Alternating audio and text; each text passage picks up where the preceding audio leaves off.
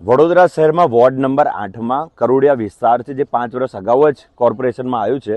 એ ગામના લોકો વર્ષોથી વીરા ભરે પણ ત્યાં ગટરની લાઈન નથી થઈ, ત્યાં હજુ આખરણીનું એ નથી થયું, ત્યાં કશી વસ્તુ નથી થઈ.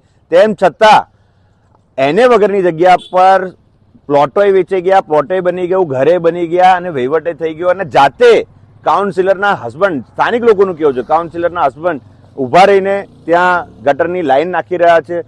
ગટરની લાઈન પણ આવી ગઈ, ઊંડી જાંચ થાય. અમારી એવું નથી કહેતા કે એ ભ્રષ્ટાચાર આ લોકોએ જ કર્યો છે, પરંતુ આ ભ્રષ્ટાચારનું મોટું માધ્યમ છે. આ હકીકત બહાર ભારતીય જનતા પાર્ટીના જ લોકોએ બહાર લાવી છે. અને આ ઘટનાની જાંચ કરવામાં આવે તો અસલી જે મોટું કૌભાંડ છે એ બહાર આવશે. કારણ કે વિસ્તારના લોકોમાં જે લોકોએ બિચારાએ ઘર લીધા એ તો પૈસા આપ્યા, બધું કર્યું અને તેમ છતાં છેતરાયા. આજે પરિસ્થિતિ એવી છે કે એને વગરની જગ્યા પર એ લોકો રહે છે. હવે એમનું શું થશે એ પણ ચિંતિત છે, આખું પરિવારજનો ચિંતિત છે. તો આ કૌભાંડની જાંચ થાય.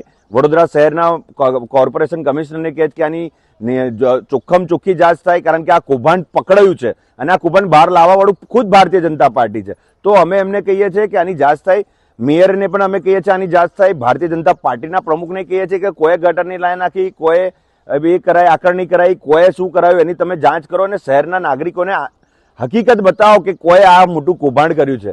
કારણ કે આખા ગુજરાતમાં આવી કોઈ ઘટના નથી બનતી, ફક્ત ને ફક્ત વડોદરા શહેરમાં આવી ઘટનાઓ બને છે અને એ કંઈક ને કંઈક આવા ભ્રષ્ટાચારીઓને લીધે થાય છે. અધિકારી અને સત્તાધીશો વચ્ચેની મિલીભગત 100% 100% અધિકારીઓ અને સત્તાધીશો જો મિલીભગત ના હોય તો આ જેસીબી નથી મળતું આજે કોઈને વિસ્તારમાં તમારે કામ કરવું હોય તો. પાણીની આકરણી કરવા માટે લોકોની એવું થાય બીજો જન્મ લઈ લઈએ તો આકરણી કરવા ઘરે આવે. અને આ રાતોરાત આકરણી થઈ ગઈ, પ્લોટે પડી ગયા, વેચાઈ હો ગયા અને બધું થઈ ગયું. તો આ એક મસ્ત મોટું કૌભાંડ છે. આની ઊંડી જાંચ થવી જોઈએ અને કોણ કોણ આમાં સામેલ છે. કારણ કે અમુક લોકોનો આમાં બચાવ થઈ રહ્યો છે, એમનો પણ બચાવ ના થવો જોઈએ. એમની પણ જાંચ થવી જોઈએ અને એમના વિરુદ્ધ પણ કાયદાકીય પગલાં લેવા જોઈએ.